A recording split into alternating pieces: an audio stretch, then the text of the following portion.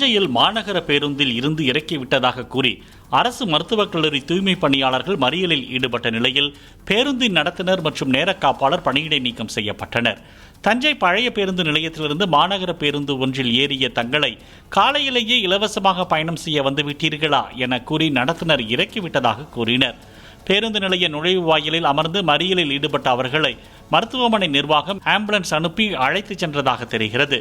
தூய்மை பணியாளர்களின் குற்றச்சாட்டை மறுத்த கும்பகோணம் கோட்ட மேலாளர் செந்தில்குமார், வழக்கமாக காலை 6:50 மணிக்கு வரவேண்டிய குறிப்பிட்ட பேருந்து 6:55 மணிக்கு வந்ததாகவும் அதை விரைவாக எடுக்குமாறு தூய்மை பணியாளர்கள் கேட்டதால் தகராறு ஏற்பட்டதாகவும் தெரிவித்தார்.